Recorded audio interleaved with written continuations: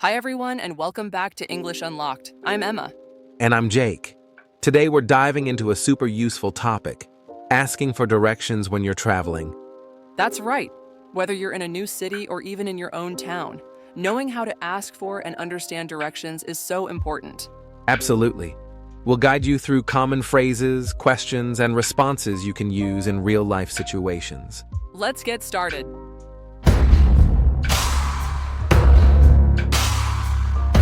First, let's go over some essential vocabulary. You'll need to know these words when you ask for or give directions. Here are some basics: left, right, straight ahead, around the corner, traffic light, intersection, near, far, next to, across from, between, opposite, block, crosswalk, signpost. Knowing these words makes it easier to understand when someone gives you directions.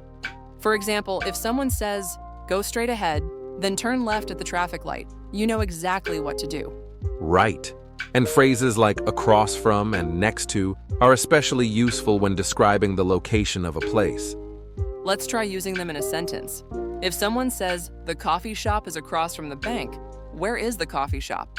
It means the coffee shop is on the other side of the street, directly facing the bank. Exactly. Let's move on to the next part.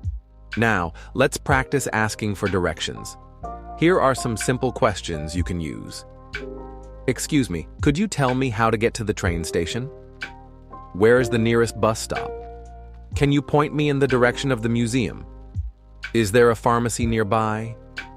How do I get to Main Street? Could you show me on a map? Is it within walking distance? Am I going the right way? These phrases are polite and easy to remember.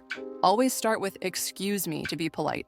And don't forget to speak clearly and slowly if you're in a country where English is not the first language. That's a great point.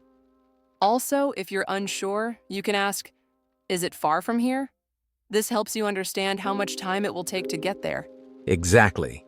Being clear and polite makes it easier for others to help you. Now, let's talk about understanding the answers you might hear. People may give you directions in different ways. Here are some common responses. It's just around the corner.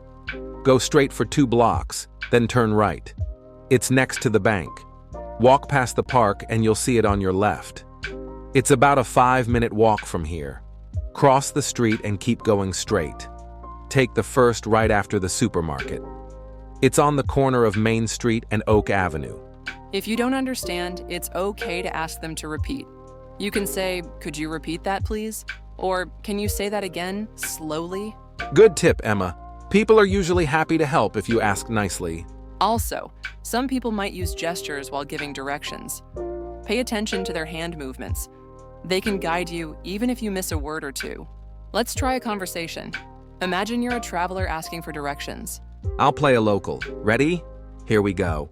Excuse me, could you tell me how to get to the train station? Sure. Go straight ahead for 2 blocks, then turn left at the traffic light. The station will be on your right. Got it. Straight for 2 blocks, left at the traffic light, and it's on my right. Thank you. You're welcome. Let's try another example. This time you play the traveler and I'll give directions. Okay. Excuse me, is there a post office nearby? Yes, walk straight for 3 blocks, then turn right. The post office is next to the grocery store. Got it, thank you. Anytime. When traveling, it's also helpful to know cultural habits around asking for directions. Yes. In some countries, people use landmarks instead of street names. For example, they might say, it's next to the big church, instead of giving a street address. Good point. Also, using polite phrases like please and thank you makes a good impression. And if you get lost, don't panic. Many people are happy to help, especially if you ask kindly. One more thing. Some places may have different ways of giving directions. In some cultures, people give very detailed instructions, while others keep it short and simple. So if you feel confused, it's okay to ask for more details. Wow, amazing. Let's review what we learned today. Important direction words like left, right, and straight ahead. How to ask for directions politely. Understanding common responses. Practicing with real-life conversations. You can practice by imagining you're in a new city. Try asking yourself, how would I ask for directions to a hotel? Great idea. Practicing these phrases will make you more confident when traveling.